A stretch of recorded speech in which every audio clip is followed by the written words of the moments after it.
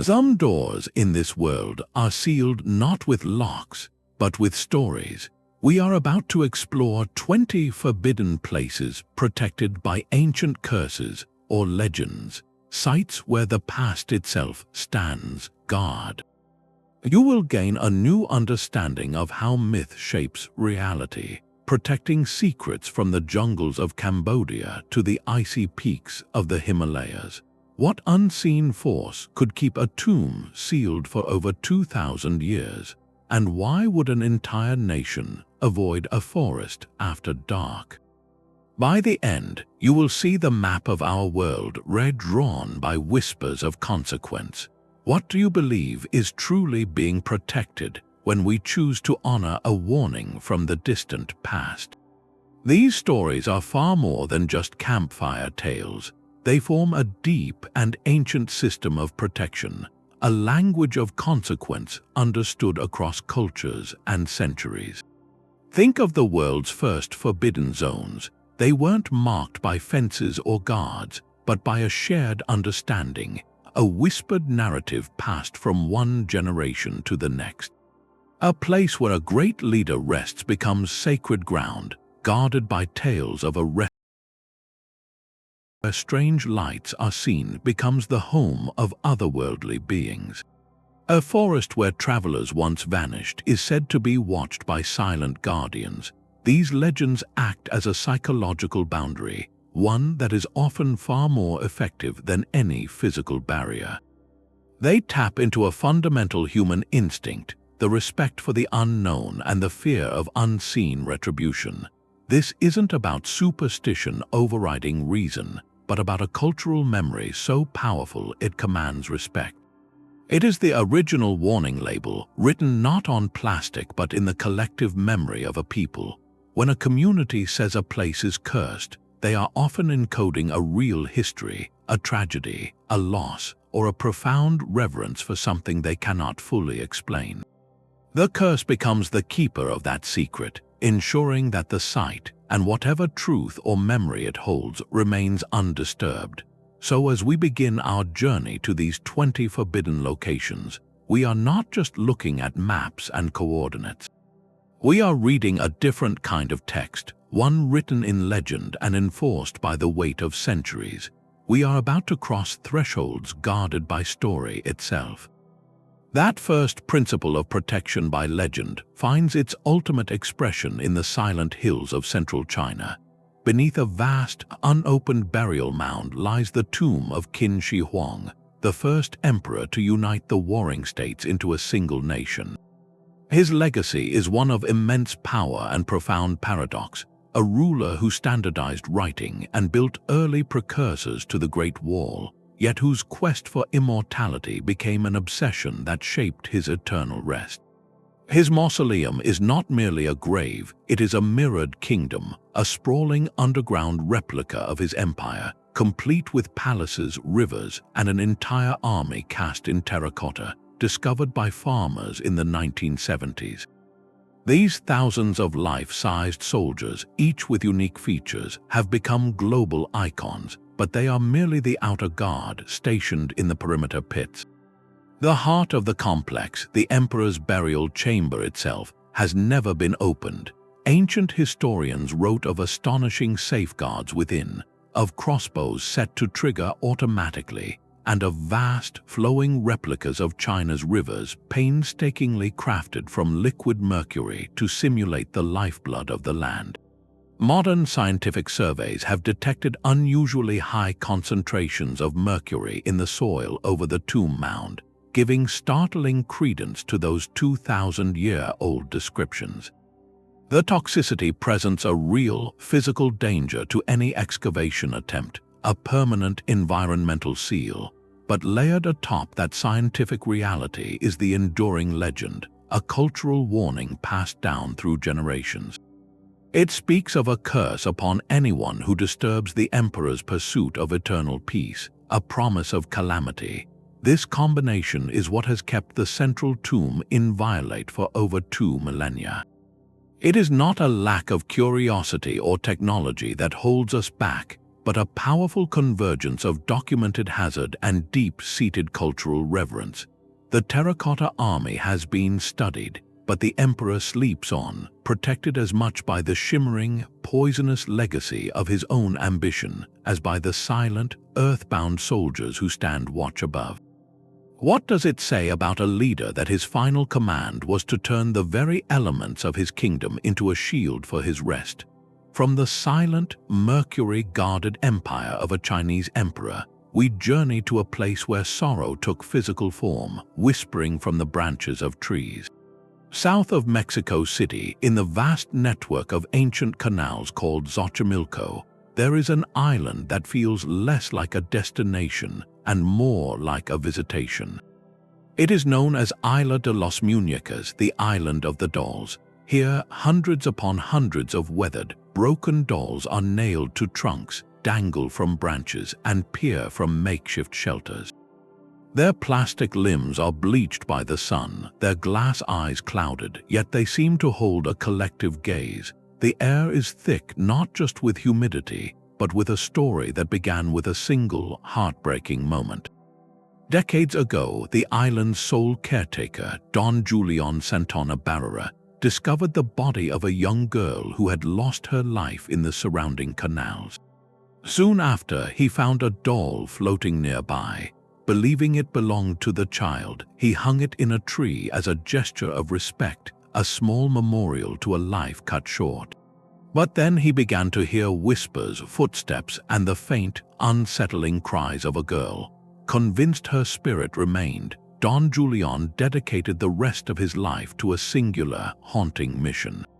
He began collecting dolls from trash heaps and canals, offering them as companions to appease the restless spirit. For over 50 years, he transformed his island home into a sprawling, open-air shrine of discarded childhood. He believed each doll captured a bit of the haunting energy, a vessel for the melancholy he felt permeated the land. Today, visitors who glide through the canals on colorful traginoras report an uncanny sensation of being watched by 1,000 empty eyes. Some speak of dolls turning their heads, of limbs shifting in the windless air, of electronic voices emerging from battery-less toys. It is a place governed not by official decree, but by an overwhelming collective feeling. While you can visit during the day, few would dare to stay after dark. The island is forbidden by an unspoken consensus, a modern legend forged from one man's profound devotion and the human tendency to give shape to grief. It stands as a powerful testament to how a place can become sacred through story, how an act of remembrance can build a fortress of feeling that keeps the world at a respectful, uneasy distance. What does it mean when a sanctuary for one lost soul becomes a monument that unsettles thousands? While one man's grief built a forbidden island in Mexico, an entire kingdom's demise created a legally enforced ghost town in India. The sprawling ruins of Bhangarh Fort stand in Rajasthan's Aravalli Hills, a magnificent complex of crumbling palaces, temples, and bazaars that once thrived. Yet today, a sign erected by the Archaeological Survey of India states a stark official command: no entry is allowed within the fort area after sunset and before sunrise. This is not a suggestion, it is a government-enforced curfew, making Bhangarh perhaps the only archaeological site in the world officially declared haunted. The legend that justifies this extraordinary decree is a tale of forbidden desire and devastating vengeance. It speaks of a powerful wizard, deeply skilled in the mystical arts, who fell in love with the fort's beautiful princess Ratnavati. Knowing his affection would never be accepted, he devised a plan to use magic, enchanting a bottle of her scented oil so that upon touching it, she would fall under his spell. The princess, however, discovered his trick and in a moment of fury threw the vial against a mighty boulder.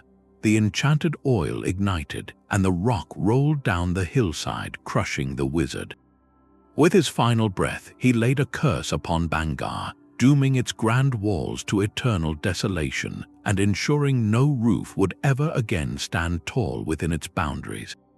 History records that the fort was indeed abandoned after a series of invasions in the 18th century, but the legend provides a far more resonant explanation for its emptiness.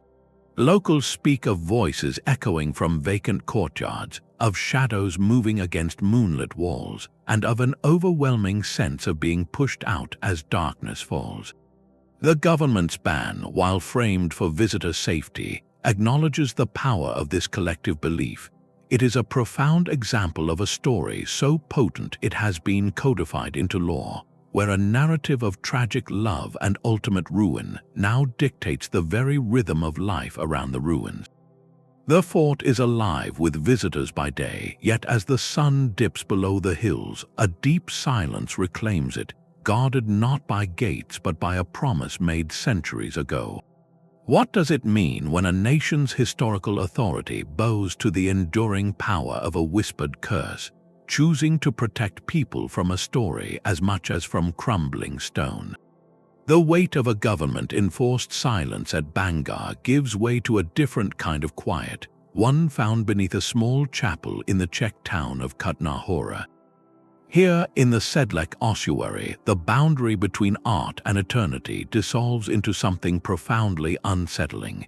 This is not a forbidden place in the traditional sense, for its doors are open to visitors. Its prohibition is far more subtle, woven into the very fabric of its existence and the whispered warnings that surround it. The space below the Church of All Saints is an artistic statement crafted from an unimaginable source: the carefully arranged bones of between 40,000 and 70,000 individuals. A massive chandelier containing at least one of every bone in the human body hangs from the center of the nave. Pyramids of skulls form eerie columns, and garlands of femurs and hip bones decorate the arches. The work of a 19th-century woodcarver tasked with organizing centuries of remains from an overcrowded cemetery, the ossuary is a staggering feat of macabre creativity. Yet to view it solely as a museum of mortality is to miss the point entirely, and according to local belief, to invite consequence. This is first and foremost consecrated ground, a sacred resting place where every skull, every femur was once a person. The artistic arrangement is seen by many as a final act of order and respect, a way to honor the overwhelming number of souls who needed a place of peace. The legends that cling to the cold air speak of a silent covenant. Those who enter with reverence are welcome, but those who treat it as a mere spectacle, who laugh or mock or, most grievously, attempt to steal a bone as a souvenir, are said to court a slow, creeping misfortune. Stories circulate of vandals and thieves being plagued by persistent bad luck, illness, or financial ruin, as if the collective presence within those walls maintains a watchful guard over its own sanctity. The ossuary presents us with a powerful paradox, a place that draws the curious with its grim beauty while simultaneously holding an invisible line. It teaches that some thresholds are not marked by gates or signs, but by an understanding, a respectful silence that acknowledges the profound humanity resting within the art. To cross that line is to forget that you are not just a spectator, but a guest in someone else's eternal home. What responsibility do we hold when we step into a space where history is not just told, but physically present? From a chapel of bones that guards the dignity of the departed, we ascend to a windswept plateau where the sky feels close enough to touch. High on the Bolivian Altiplano, near the shores of the immense Lake Titicaca, the ruins of Tiwanaku hold a mystery carved from a single block of stone. This is the Gateway of the Sun, a towering archway that stands alone, a sentinel from a civilization that flourished over 1,000 years ago. Unlike the previous places marked by sorrow or warning, this site hums with a different energy, one of immense and latent power. For the local Aymara people, this is not merely a broken monument. It is a portal, a dormant doorway created and used by gods in a time before memory. The intricate carvings across its surface depicting a central deity surrounded by winged figures are not just art, they are seen as a complex code, a set of instructions or a celestial map. The legend is clear: this gateway once connected worlds, and it is destined to open again. This belief transforms the site into a sacred threshold of cosmic significance. To stand before it is to stand before a locked door to another reality, and with such a profound concept comes a profound prohibition. The warning here is not about inviting personal misfortune, but about understanding one's place in a grand celestial order. It is said that attempting to pass through the arch at the wrong time, or with a heart clouded by impure intent, risks catastrophe. You would not be punished by a curse, but by the very nature of the portal itself, potentially becoming lost between dimensions or struck by an overwhelming force of sacred energy you are not prepared to channel. This makes the Gateway of the Sun a uniquely different kind of forbidden space. The restriction is an act of reverence and protection. It is a cultural teaching that some boundaries exist not to deny us, but to remind us of the awesome responsibility that comes with interacting with forces far greater than ourselves. The site is not shunned, it is deeply respected, watched over by the thin air and the silent stones, waiting for a moment known only to legend.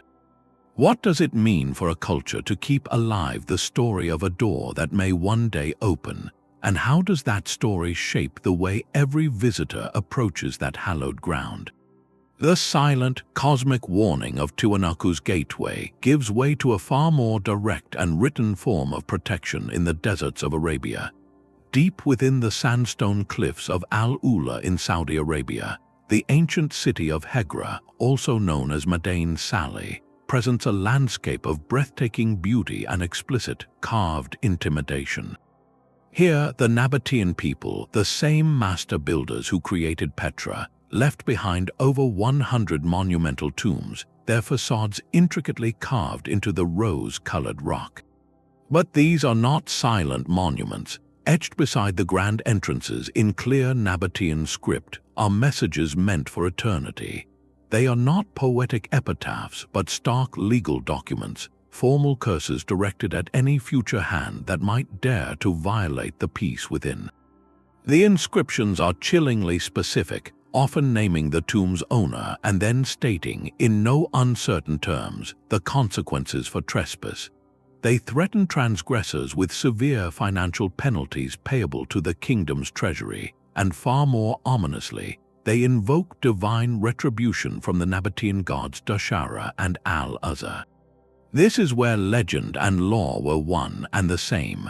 The curse was not a whispered folktale that grew over centuries. It was a publicly displayed contract, a societal tool that blended spiritual dread with very practical, enforceable justice.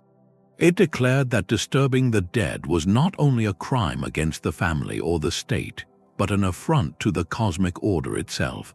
Today, Hegra is a UNESCO World Heritage Site, its stunning facades open for guided tours.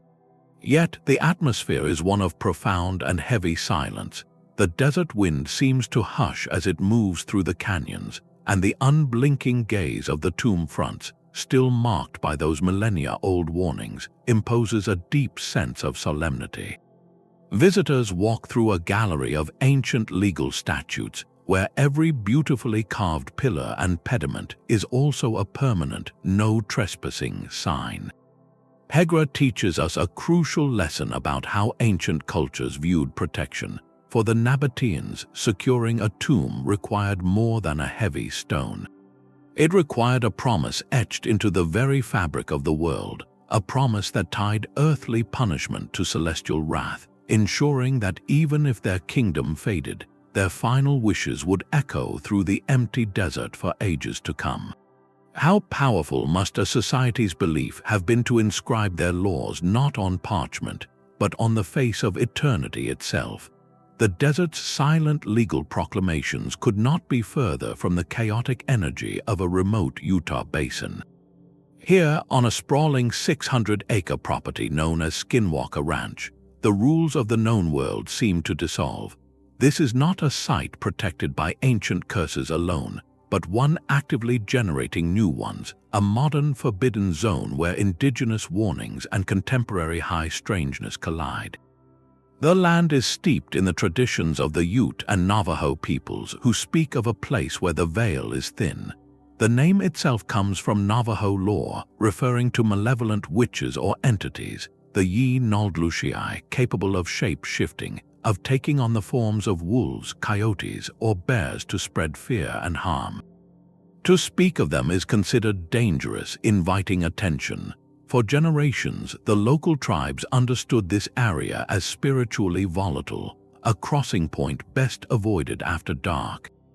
In the 1990s, this ancient understanding erupted into the modern age when the property was purchased by a wealthy family who hoped for a quiet cattle operation. What they experienced was anything but quiet. Their reports read like a catalogue of the paranormal, from silent, massive triangular craft hovering over the fields to sudden, unexplained illnesses in their livestock, and encounters with creatures that seemed to warp the very air around them. The family's terror was so profound they abandoned the ranch entirely, selling it to an aerospace billionaire who launched a formal, scientific investigation. This is where the legend solidifies into a tangible, repeating pattern of prohibition. Teams of researchers with advanced equipment reported a phenomenon they called the intelligence effect. Cameras would fail at critical moments, sensors would go dead or return impossible data. Investigators, often hardened military veterans, described overwhelming feelings of dread, of being watched by an invisible presence that seemed to mock their efforts. Personal accounts tell of poltergeist activity in homes, of tools vanishing only to reappear in impossible locations, and of a pervasive sense that the land itself was reacting to their curiosity. The result is a fortress of secrecy. The ranch is now surrounded by fences, surveillance cameras, and armed security. Access is ruthlessly controlled, with non-disclosure agreements binding anyone who steps onto the property. This creates a powerful feedback loop. The ancient tribal warnings of a cursed place are validated by modern scientific teams who encounter phenomena that break their instruments and their nerve, which in turn leads to more security, more secrecy, and more intense legend. Skinwalker Ranch stands as a unique archetype, a forbidden place whose mythology is being written in real time. It suggests that some warnings are not just memories of the past, but living, reactive forces, challenging our tools and our courage, and asking a fundamental question: what do you do when the ground you stand on seems to look back? The reactive, intelligent warnings of Skinwalker Ranch find a chilling echo in the still waters of the Venetian lagoon. Here, a small island sits quietly, a mere 15-minute boat ride from the glorious piazzas of Venice, yet it exists in a different world altogether. This is Poveglia, and its silence is not peaceful but heavy, saturated with a past so painful it seems to have seeped into the very soil. For centuries, this unassuming patch of land served as a stark solution to the city's most desperate crises. During the devastating waves of the bubonic plague, it became a lazaretto, a quarantine island. Ships carrying the sick and dying would dock here, and few ever left. It is estimated that the ashes of over 100,000 individuals, victims of the Black Death, were eventually mixed into the earth, making the island itself a vast, unmarked resting place. The trauma did not end with the plague. In the 20th century, the existing buildings were converted into a mental hospital, a place where society sent those it did not understand or wish to see. It is here that the island's most infamous legend took root, the story of a cruel doctor who, from the hospital's tall central tower, conducted horrific experiments on his patients, driven by a madness to cure madness. The tale concludes with the doctor himself, overcome by guilt or perhaps by the very spirits he tormented, leaping to his end from that same tower. Today, Poveglia stands completely abandoned. The buildings are crumbling shells, vines strangling the barred windows of the asylum, the dock rotten and sagging into the murky water. The Italian government strictly forbids public access, and this legal prohibition is merely a formality that echoes a deeper, instinctual one. Locals, particularly the fishermen who navigate these lagoons, refuse to go near it. They speak of hearing screams and sobs carried on the wind, of lights flickering in the empty tower long after the last worker departed decades ago. More tangible than ghost stories, however, are the strange failures that reinforce the curse. Several attempts have been made to renovate and repurpose the island, to turn its dark history into a hotel or a public park. Each time, the projects have been mysteriously abandoned. Funding evaporates, equipment breaks down inexplicably, and workers report such an overwhelming atmosphere of dread and misfortune that they simply walk away. Poveglia is not forbidden because of a single inscribed curse or a guardian spirit. It is forbidden because the collective weight of its history has become a kind of atmospheric pressure, a dense fog of memory that repels modern life. The island stands as a monument to profound suffering, a place where the land itself seems to remember, and its only remaining function is to hold that memory, untouched and undisturbed, while the glittering city of Venice dances just across the water, forever looking away. The profound silence of Poveglia's memory is replaced by the whispering winds of a Japanese mountain gorge, where a different kind of legacy hangs suspended by threads of living vine. In the remote, mist-shrouded depths of Shikoku's Iya Valley, nature and human desperation intertwine to create a landscape of breathtaking beauty and profound melancholy. Here, the legendary vine bridges, or kazurabashi, stretch across dizzying chasms, their woven floors of mountain vine offering a precarious walk above roaring rivers. To cross one is to feel the entire structure sway and bounce with each step, a thrilling yet unnerving experience that connects you directly to a past of absolute finality. These were not built for tourists but for survival. According to enduring lore, they were the last resort of the defeated Hegra clan, samurai warriors who fled into these impenetrable mountains after a catastrophic civil war in the 12th century. To ensure their pursuers could not follow, they engineered these bridges with a heartbreaking feature. The vines on one side could be severed. After the last refugee crossed, they would cut the connections behind them, collapsing the bridge into the gorge below.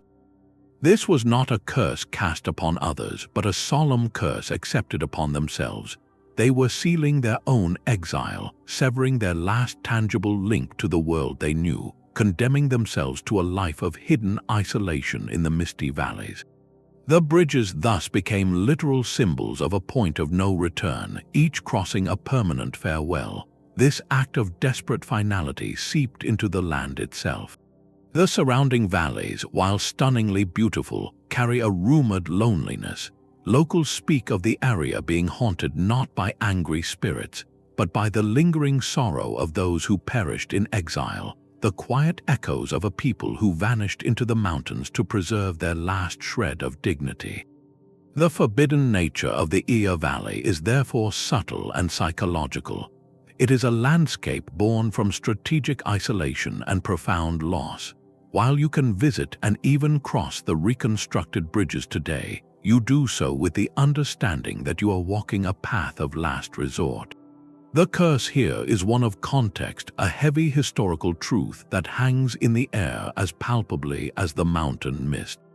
It teaches us that a forbidden place can be created not by a malevolent spell, but by a conscious, collective act of severance, where people chose to make their home inaccessible to the outside world, forever marking it as a sanctuary of sorrow and a monument to a vanished way of life. What does it mean when the most effective barrier is not a wall or a warning, but the deliberate, mournful cutting of your own escape route? The deliberate severance of a bridge in the Iya Valley speaks to a physical act of finality, but what happens when the boundary itself is not of this world?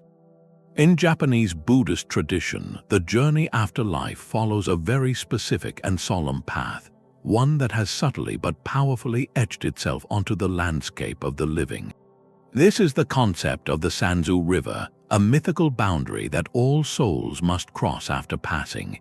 It is said to have 3 crossings: a bridge for those who lived virtuous lives, a shallow ford for those of average deeds, and a deep, treacherous stretch of water filled with serpents for those burdened by sin. While this is a spiritual realm, its influence did not remain confined to scripture. Over centuries, this powerful idea of a river separating the worlds of the living and the departed began to map itself onto the physical geography of Japan.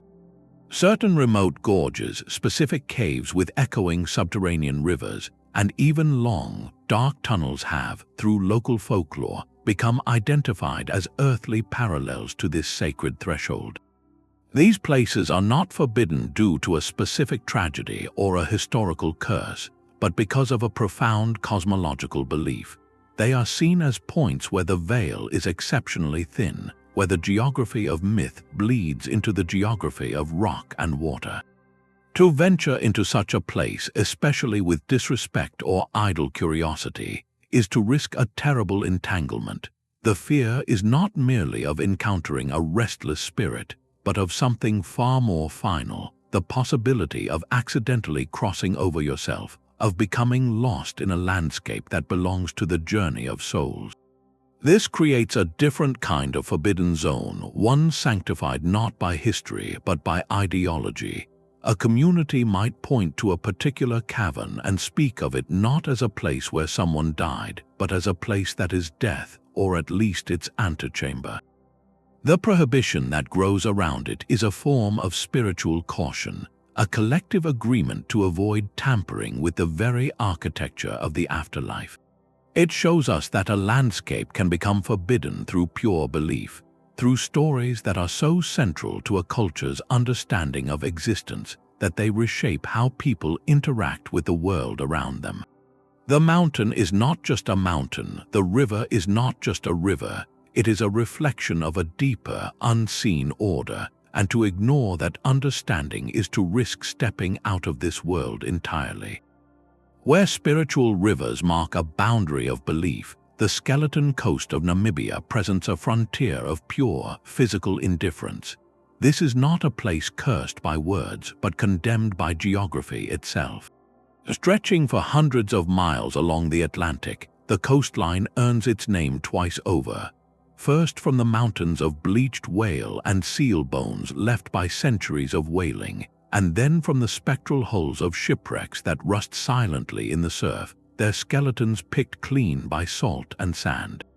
The indigenous San people, who understood this land's profound severity long before any ship arrived, named it with a poetic and terrifying accuracy, the land god made in anger.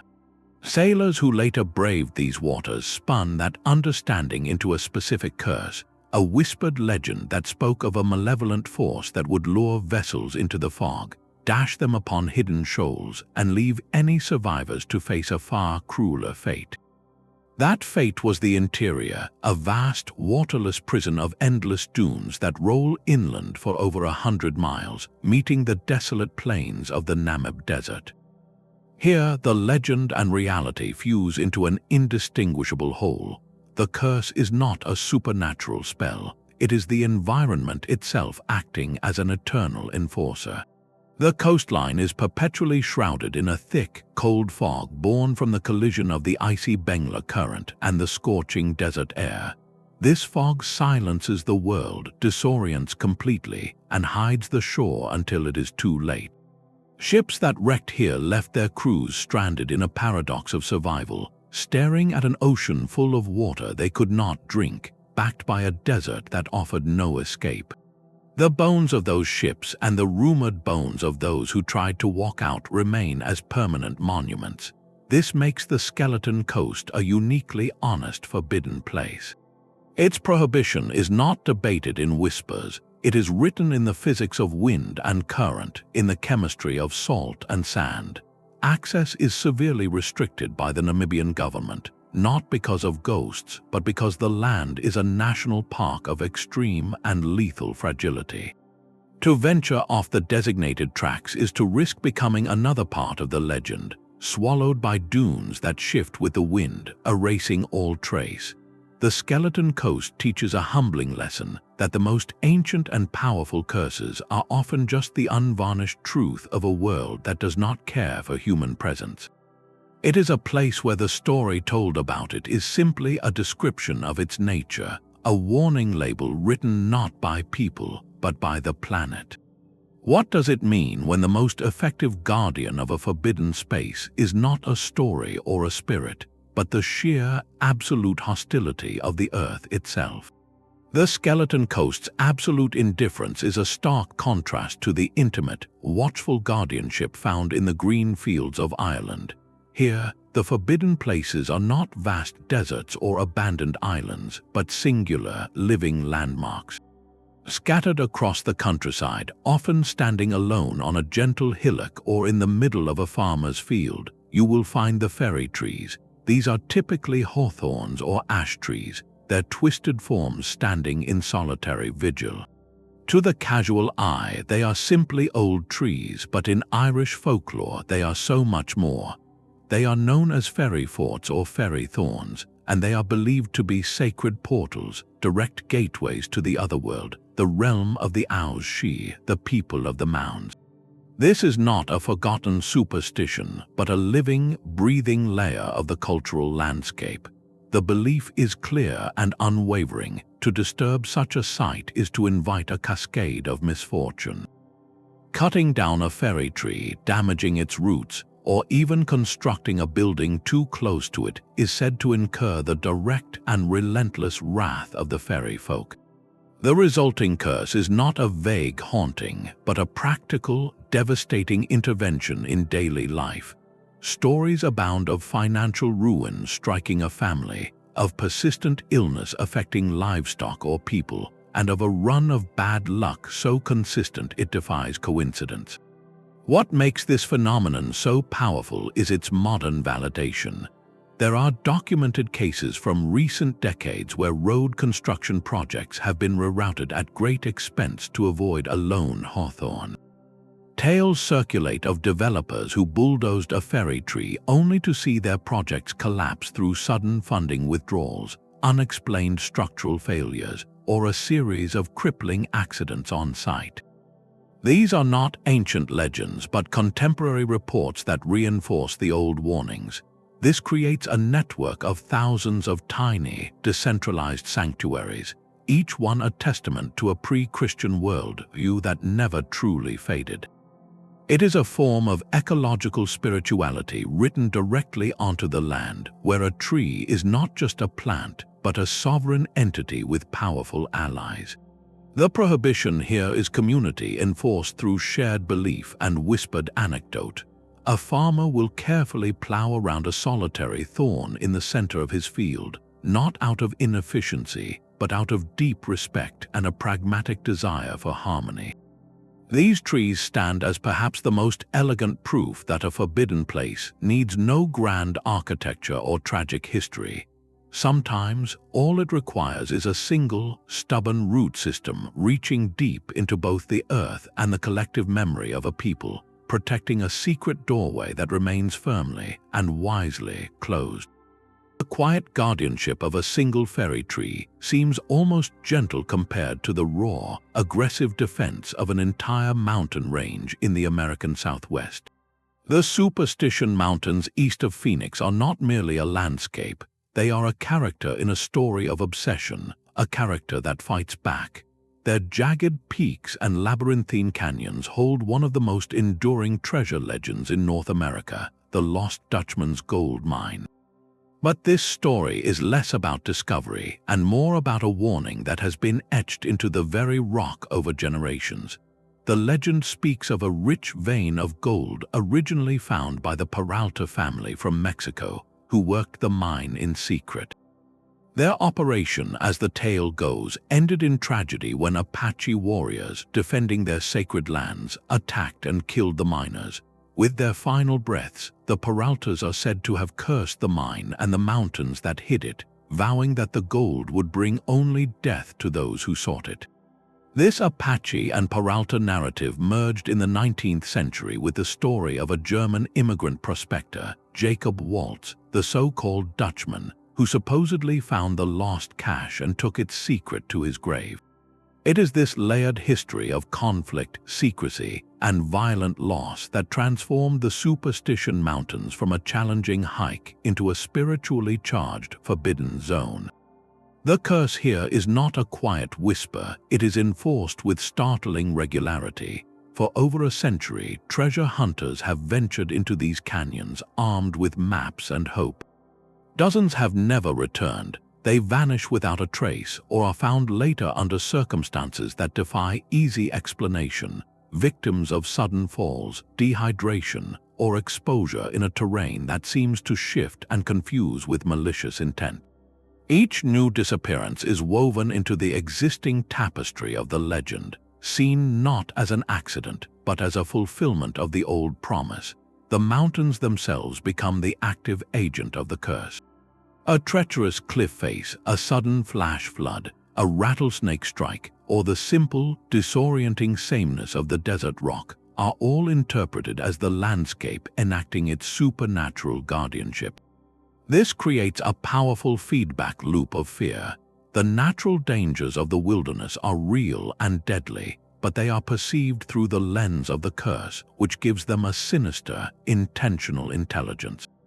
Greed becomes the bait that lures people in, and the harsh, indifferent terrain becomes the executioner, its actions forever interpreted as the work of vengeful spirits. The result is a vast, sun-blasted wilderness that is legally open to the public, yet culturally and psychologically forbidden. It stands as a stark monument to a very human paradox, the irresistible pull of a promise that simultaneously promises your end, a reminder that sometimes the most dangerous thing a place can hide is not a secret, but a story that makes you forget to respect the ground beneath your feet. The unforgiving guardianship of the Superstition Mountains is a stark contract of consequence, but what if the forbidden line is not drawn by vengeful spirits, but by the very alignment of the earth itself? On the windswept, treeless plains of Orkney, Scotland, the Ring of Brodgar stands as a silent parliament of stone. This Neolithic circle, part of the heart of Orkney World Heritage Site, is older than Stonehenge, a perfect geometric ring carved by hands over 4,000 years past. You can walk right up to these towering monoliths, touch the cool, lichen-spotted surface, and feel the history humming through your fingertips. Yet, this accessibility is a carefully maintained illusion of openness, for the site is governed by an invisible code of conduct as old as the stones themselves. The landscape here is threaded with folklore of fairy rings and doorways to an underworld known as the Hollow Hills. Local tradition holds that the Ring of Brodgar is not merely a monument, but an active interface with these other realms. The prohibition is not a blanket ban, but a conditional one, a set of sacred rules whispered through generations. It is said that to damage a stone, to remove even a pebble as a souvenir, or to show blatant disrespect during potent celestial moments like the solstice or under the full moon, is to trigger a very specific fate. The offender risks being taken by the spirits, vanishing into the mist never to return, or worse, invoking a curse that can linger upon their family line for generations, a shadow of misfortune that defies explanation. This transforms the site from an archaeological park into a behavioral forbidden zone. The stones themselves are the judges, and human action is the only key that can unlock their dormant power. Visitors today often speak of an overwhelming, almost palpable silence that descends within the circle, a quiet so deep it feels attentive. This understood etiquette of reverence is the modern expression of a Neolithic cosmology. It reminds us that some of the world's most powerful curses are not automatic sentences, but conditional clauses. They lie dormant in the sacred geometry of a place, activated only by a specific transgression, a broken taboo. The Ring of Brodgar teaches a profound lesson about respect, not as a vague courtesy, but as a necessary protocol for engaging with spaces that our ancestors believed were woven into the fabric of reality itself. To stand within that ancient circle is to stand within a set of rules written not on paper, but in the alignment of stone and star, waiting patiently to see if you remember how to read them. The conditional silence of a stone circle gives way to the absolute roar of the open ocean. Southeast of Japan, the sea does not merely become deeper, it becomes a different entity altogether. This is the Devil's Sea, a vast stretch of the Pacific also called the Dragon's Triangle, a name that perfectly captures its dual nature as both a navigational hazard and a mythological domain. It stands as the Pacific's dark twin to the Bermuda Triangle, a region where the line between natural phenomenon and supernatural warning has been blurred by centuries of fear. The legends here are ancient and speak of a fundamentally different world beneath the waves. For generations, fishermen have told stories of restless dragon gods, of submerged palaces that glow with an eerie light, and of sudden, churning whirlpools that appear without warning to drag vessels down. These are not casual ghost stories, they are a pre-scientific explanation for a very real and deadly environment, a way of mapping danger onto the incomprehensible vastness of the sea. The area is a geological hotspot, sitting atop unstable undersea terrain riddled with volcanic activity. This volatility can cause sudden, violent methane gas eruptions from the seabed, capable of reducing the water's density so instantly that a ship loses all buoyancy and plunges straight down. Combined with unpredictable typhoons and powerful, erratic currents, the Dragon's Triangle possesses all the necessary ingredients for maritime tragedy. Yet, it is the ancient narrative of dragon gods and cursed waters that has defined the region's character. These stories created a psychological boundary long before modern charts could detail the underwater volcanoes. Fishermen would mark the edges of this forbidden zone not by coordinates, but by shared understanding, turning back when the watercolor changed or when the air felt unnaturally still, heeding the old warnings passed down from their fathers and grandfathers. This demonstrates a profound cultural process, how a community takes a genuine, repeatable natural danger and encodes it into a mythic framework for survival. The curse becomes the memory of the hazard. Each unexplained disappearance, from ancient wooden junks to modern fishing boats, is woven back into the existing tapestry of the dragon legend, reinforcing the prohibition and deepening the mystery. The scientific explanations of seismic activity and sudden weather do not cancel out the power of the curse, they simply translate it into a different language. The forbidden nature of the Devil's Sea is therefore a collaborative creation, built equally by the Earth's volatile geology and by humanity's enduring need to give a face, even a dragon's face, to the impersonal forces of nature. It asks us, when does a warning based on observation become a story?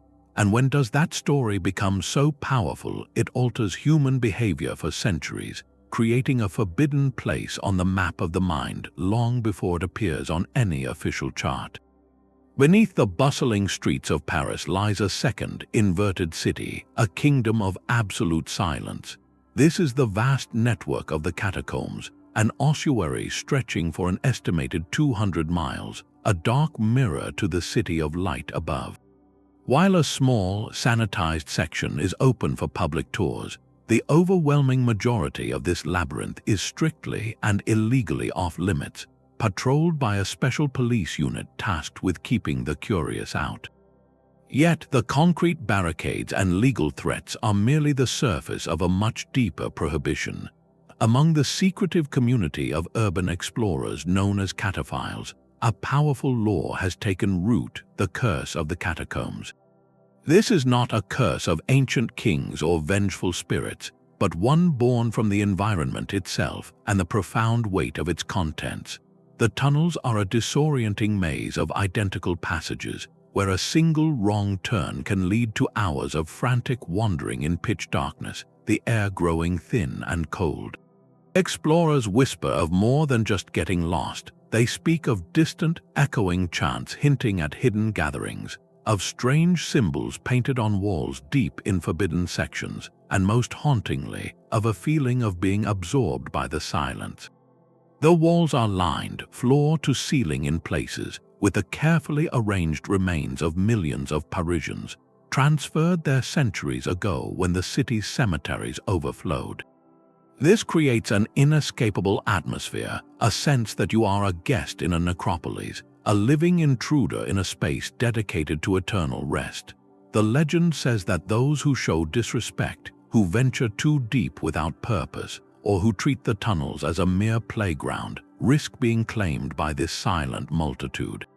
They may not be chased by ghosts, but by the sheer psychological pressure of the place, a creeping dread that can cloud judgment and sever one's connection to the world above, leading to a very real and final disappearance.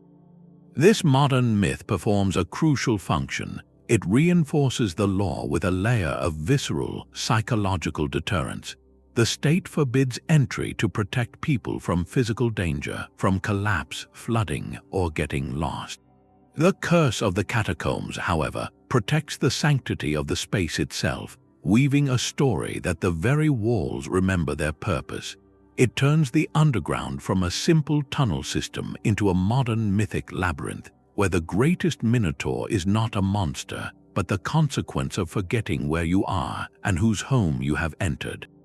The silent, subterranean kingdom of the Parisian dead presents a stark contrast to a very different kind of guarded community, one that lives and breathes under the sun. Off the coast of South Carolina lies a small, unassuming island called Morgan Island, known to locals by a far more evocative name, Monkey Island. Unlike the ancient sites we have explored, this forbidden zone is a creation of modern science, established in the 1970s as a breeding and research colony for rhesus macaques.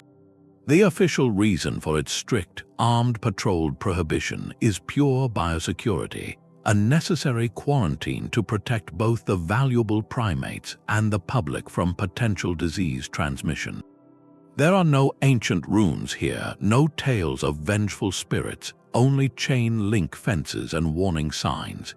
Yet, in the absence of public access, the human imagination has rushed in to fill the void, weaving a thoroughly modern curse narrative around this isolated patch of land. Fishermen and boaters who skirt the island's boundaries tell stories not of ghosts, but of the monkeys themselves as intelligent, aggressive guardians. They speak of troops gathering silently on the beach to watch passing vessels with an unsettling, collective gaze, of dominant males issuing loud, territorial challenges across the water. The strange, echoing calls that carry on the sea wind are interpreted not as natural primate behavior, but as a form of communication, a warning to stay away. After dark, the legends grow stranger, with reports of unexplained lights flickering through the dense foliage, suggesting something more than animal activity. This transformation is a fascinating case study in how folklore is born in real time. The island's very purpose, its enforced secrecy and biological separation, have fertilized a new mythos. The practical, sterile concept of a quarantine zone becomes, in the public imagination, a cursed land, a place where nature itself has been twisted into a vigilant, hostile force. The monkeys cease to be subjects of study and become the mythic defenders of their own forbidden territory. It demonstrates that the ingredients for a forbidden place are not locked in the distant past. They are simply isolation, mystery, and a perceived threat, ingredients that our minds will instinctively assemble into a story of consequence. Morgan Island stands as a powerful reminder that the line between a laboratory and a legend is thinner than we think, drawn not by history, but by the stories we tell about the places we are told we cannot go. From a modern island guarded by primates, we travel to a timeless sanctuary where the guardian is an idea powerful enough to shape a nation's identity. In the lush hill country of Sri Lanka, the city of Kandy cradles a temple that holds not just a relic, but the perceived spiritual heartbeat of an entire people. The Temple of the Sacred Tooth, or Sri Dalada Malagawa, houses what is venerated as the left canine tooth of the Buddha himself. For over 17 centuries, this relic has been more than an object of devotion. It has been a symbol of legitimate sovereignty, a palladium believed to hold the divine right to rule. Its protection is woven into the very fabric of Sri Lankan history and consciousness, creating a prohibition of immense gravity. This is not a curse of personal misfortune, but a sacred sanction of collective destiny. The enduring belief, held with deep conviction by millions, is clear: any harm to the relic, or any disrespect shown to the temple that shelters it, would unleash waves of profound misfortune and turmoil upon the entire nation. This is a protective legend operating on a grand geopolitical scale. The potential consequence is not a haunted house or a stricken individual, but national instability, natural disaster, or social fracture. This belief transforms the temple from a place of worship into a fortress of spiritual and national security. It is one of the most heavily guarded religious sites on Earth, with layers of physical protection, from ornate golden gates to vigilant security personnel, all standing watch over a small, jeweled casket within the innermost chamber. These measures are a direct manifestation of the collective vow to safeguard the nation's spiritual core. Every political ruler, from ancient kings to modern presidents, has derived a portion of their legitimacy from being the relic's custodian. This intertwining of faith and governance makes the temple's security a matter of existential importance. The prohibition here is absolute and universally understood, a shared cultural axiom that commands reverence from all communities. To even contemplate violating this space is to contemplate bringing calamity upon one's own country and people. This demonstrates the ultimate evolution of a protective legend, where a story transcends folklore to become a pillar of national identity and continuity. It asks a profound question: what is the true source of a nation's strength? Is it in its armies and economies, or is it also anchored in the silent, unwavering belief in something sacred? A belief so powerful it can command the protection of an entire state for nearly 2 millennia. But the sacred duty of protecting a nation's spiritual heart relies on a shared faith, a collective agreement on what must be guarded. In the silent, sun-blasted desert of northern Mexico, a different kind of prohibition emerges, one born not from belief, but from a profound absence of understanding.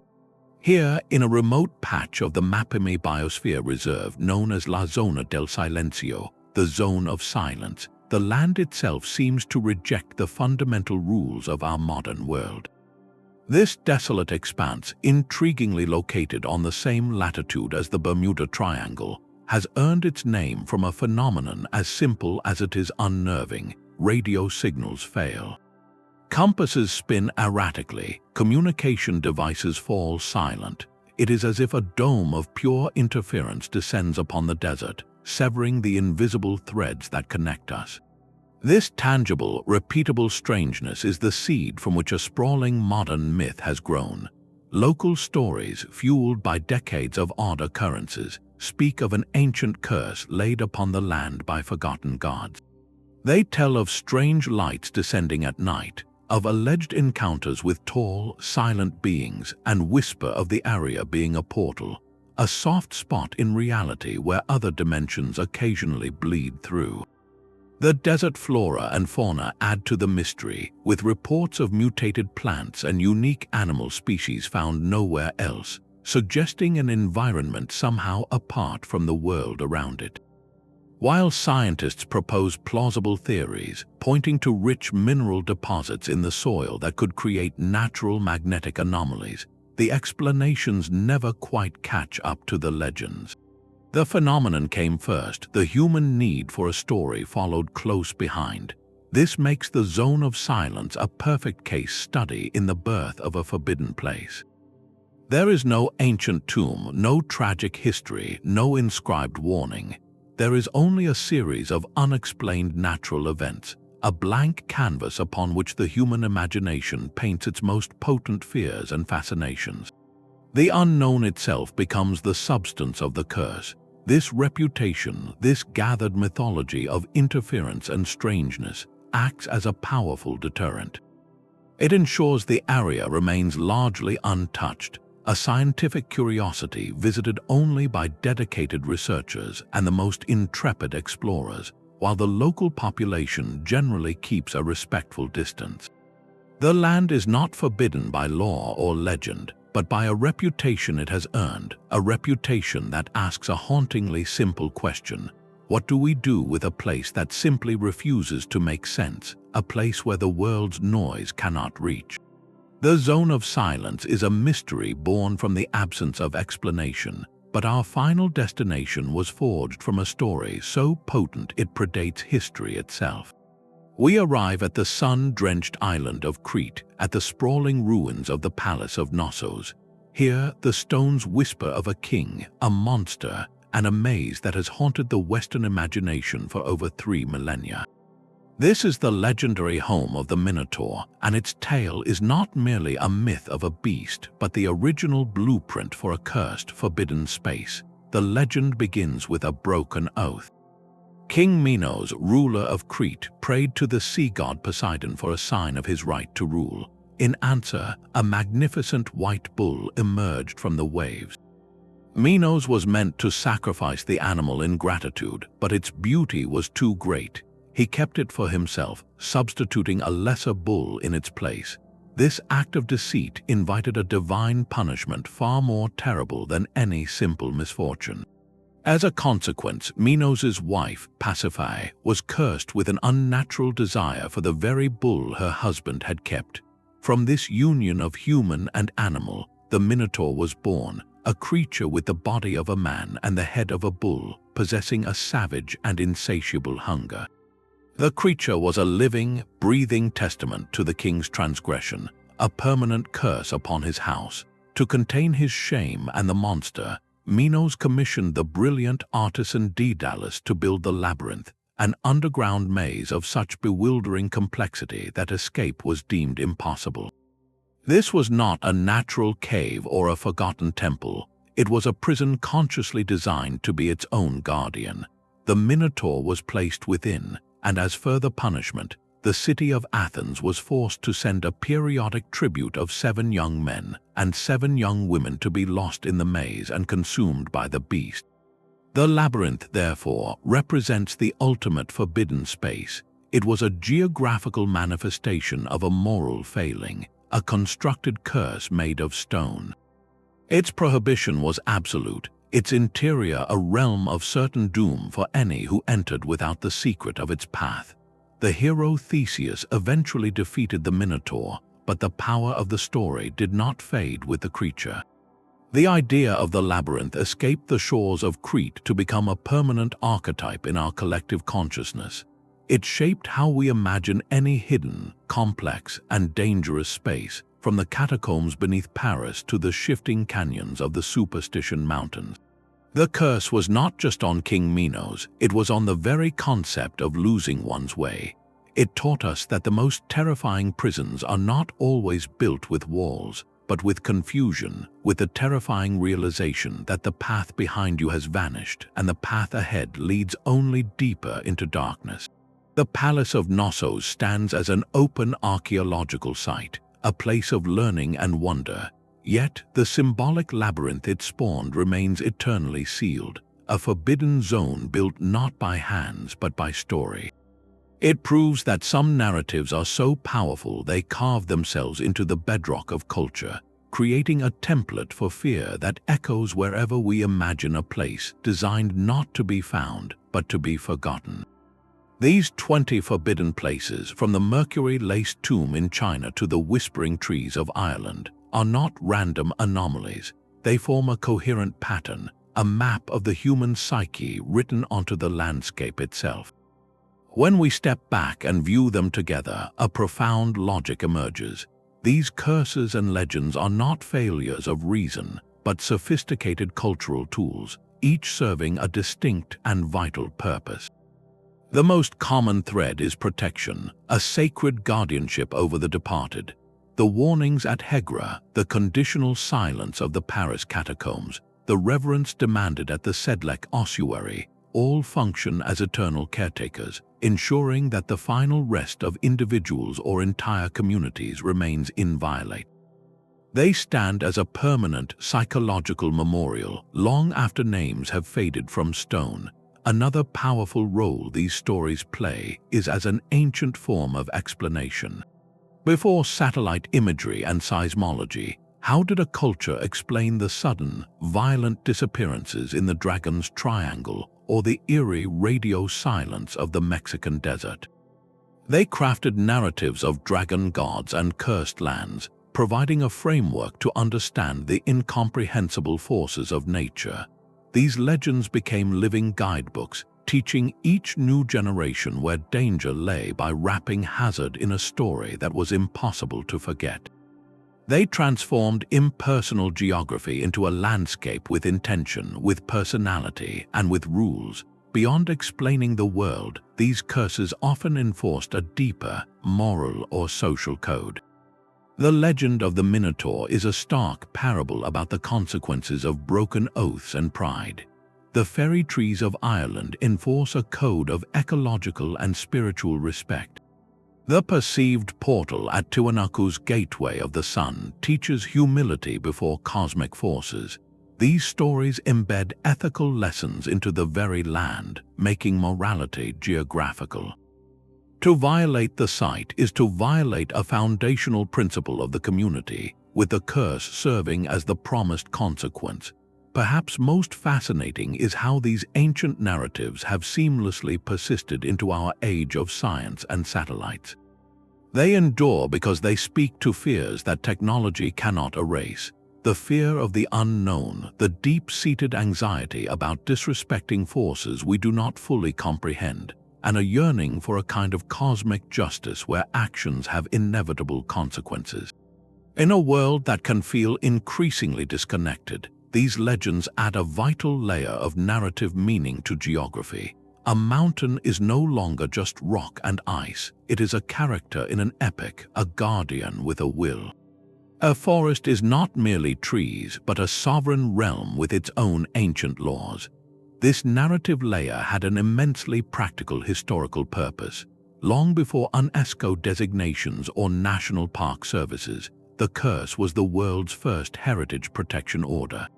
The terrifying legend surrounding Qin Shi Huang's tomb, the legal curses of the Nabateans, the whispered dangers of Bhangarh fort, all acted as powerful deterrents against looting and vandalism for centuries. They preserved these sites through eras of war and upheaval when no physical guard could have stood watch. The story itself became the most resilient preservationist, outlasting empires and outsmarting thieves by appealing to something deeper than greed, a primal instinct for self-preservation against unseen retribution.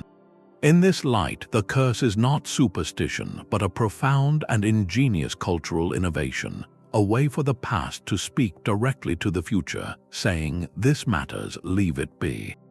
The map we have traced is not one of geography alone, but of human consciousness. Each forbidden place, from the mercury-sealed tomb to the whispering fairy tree, is a landmark in a different kind of territory, the landscape of collective memory and meaning. These curses and legends are far more than ghost stories passed around a fire. They are the cultural DNA of entire civilizations, strands of narrative that carry essential codes for survival, respect, and understanding. They preserve history when stone tablets crumble, enforcing a silent guardianship over sites of profound loss or sacred significance. They embed ethical teachings directly into the earth, reminding communities through story of the consequences of greed, pride, or disrespect. And perhaps most importantly, they humbly outline the limits of human intrusion, suggesting that some mysteries are not puzzles to be solved, but thresholds meant to be acknowledged. This journey asks us to reconsider the very nature of a boundary. Is a line drawn by a story any less real than one marked by fence or law? The enduring power of these places suggests it may be even more potent. A fence can be climbed, a lock can be picked, but a story that has taken root in the heart of a culture becomes a part of the environment itself, as tangible as the mist over Poveglia or the silence within the ring of Brodgar. When we choose to honor such a boundary, we are not submitting to superstition. We are participating in a deep, ancient conversation between people and place. We are acknowledging that some spaces hold a charge of memory or meaning that our modern world has not yet found the language to fully translate. We are protecting something fragile, whether it is the dignity of the departed, the sanctity of a belief, or the raw, untamed mystery of the natural world itself. As we close this map of whispered warnings, let the final thought be one of perspective. The greatest adventure often lies not in breaking the seal, but in leaning close to listen to the story it tells. Every forbidden legend is an invitation to understand, not to conquer. It asks us what we value, what we fear, and what we believe is worthy of protection across the vast expanse of time. If these tales of guarded thresholds and silent sentinels have captivated your curiosity, the journey does not end here. Consider this an open invitation to delve deeper into history's hidden chapters. Share in the comments which of these forbidden legends resonates most deeply with you, and what unseen boundaries in our world you believe are still woven from the threads of story. Your perspective becomes part of the ongoing narrative, the modern chapter in an ancient tale of places that remind us to look, to wonder, but sometimes wisely to let the mystery be.